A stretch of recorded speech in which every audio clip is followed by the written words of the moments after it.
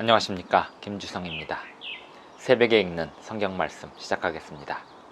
오늘 아침 읽을 말씀은 시편 127편입니다. 제목은 집을 세우는 자의 수고. 집을 세운다는 것은 굉장히 큰 일입니다. 자식 하나를 양육하는 일도 큰 일이고 사람 하나를 신앙하도록 이끄는 일도 대단히 큰 일입니다. 하물며 집안을 일으켜 세우는 일이 얼마나 큰 일일까요? 하나님께서 집을 세워주지 않으시면 사람의 수고는 헛것이 됩니다. 자식을 양육하는 일도 그렇고 사람을 이끄는 일도 그렇습니다. 신앙 안에서 가문을 일으키고 사람을 양육하고 신앙으로 이끄는 모든 일이 하나님의 도우심이 없이는 불가능합니다. 새벽에 읽는 성경 말씀 제640화, 오늘은 10월 4일 화요일입니다. 시편 127편 1절부터 5절까지 낭독합니다. 여호와께서 집을 세우지 아니하시면 세우는 자의 수고가 헛되며 여호와께서 성을 지키지 아니하시면 파수꾼의 깨어있음이 헛되도다. 너희가 일찍이 일어나고 늦게 누우며 수고의 떡을 먹음이 헛되도다. 그러므로 여호와께서 그의 사랑하시는 자에게는 잠을 주시는도다. 보라, 자식들은 여호와의 기업이요 태의 열매는 그의 상급이로다. 젊은 자의 자식은 장사의 수중의 화살 같으니 이것이 그의 화살통에 가득한 자는 복되도다. 그들이 성문에서 그들의 원수와談판할 때에 수치를 당하지 아니하리로다. 시편 127편 1절부터 5절까지 낭독하였습니다. 시편 127편은 집을 세우는 이야기로 이루어져 있습니다. 집을 세운다는 것은 무엇을 의미할까요? 성을 지킬 수 있을 만큼 든든한 보호, 그것을 의미하는 것입니다.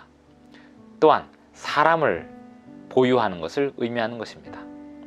든든하게 지키고 사람을 보유하는 것, 그것이 집을 세우는 일이고 집을 지키는 일입니다. 집을 지키고 성을 지키는 이 모든 일들은 하나님께서 함께 하셔야만 가능한 일입니다. 하나님께서 집을 세우지 아니하시면 세우는 자의 수고가 헛되다라고 말하였습니다.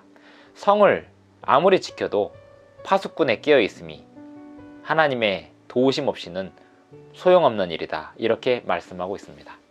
이스라엘 백성들이 견고한 요새 예루살렘 성을 가지고 있었지만 하나님께서 그들의 곁에서 떠나셨을 때 그들은 바벨론의 포로가 되고 말았습니다. 하지만 그들이 하나님의 율법에 순종하고 하나님의 뜻에 따르던 다윗 왕조 시대에는 주변의 모든 강국들이 전부 다윗 왕가에 조공을 바칠 만큼 예루살렘은 강한 도성이 되었었습니다. 하나님께서 집을 세우시고 하나님께서 성을 지켜주실 때 비로소 파수꾼에 깨어있음이 그리고 사람의 부지런함이 의미가 있는 것입니다.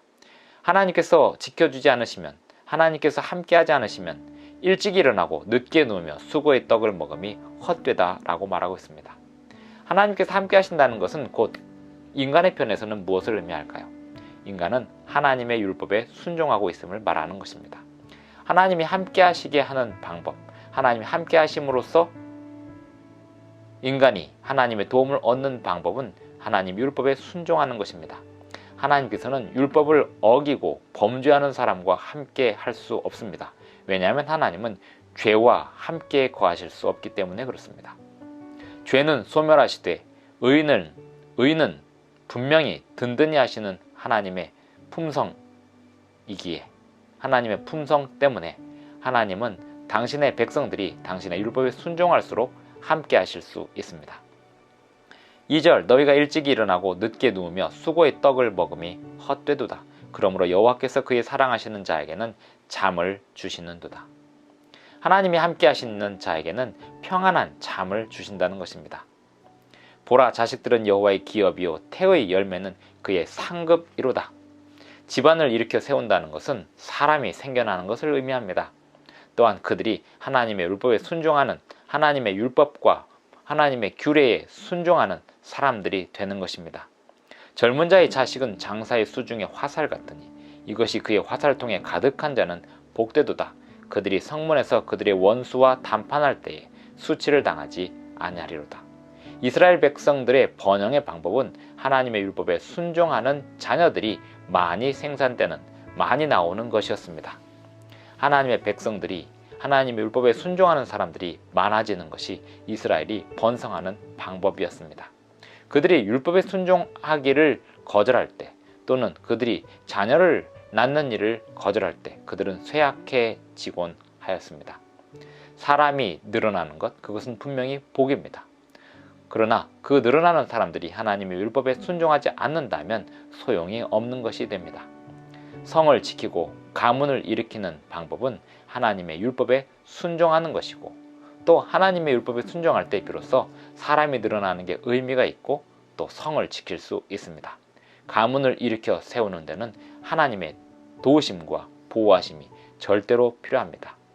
그럴 때 비로소 발 뻗고 잠을 잘 수 있는 것입니다. 아무리 수고하고 인간이 부지런히 노력한다고 집이 세워지거나 성이 지켜지는 것이 아닙니다. 하나님께서 우리와 함께 하시도록 우리는 하나님의 뜻에 온전히 순종하는 삶을 살아야 하겠습니다. 기도하시겠습니다. 하늘에 계신 우리 아버지, 오늘도 우리에게 새 아침을 주셔서 감사를 드립니다. 오늘도 주님의 뜻을 따라서 순종하여 전진하기를 원하오니 우리를 지도하여 주시고 성령으로 이끌어 주시옵소서. 또한 함께할 사람들을 많이 만들어 주시고 만나게 하여 주시옵소서. 예수님의 이름으로 기도드리옵나이다. 아멘. 감사합니다. 오늘도 행복한 하루 되시기 바랍니다.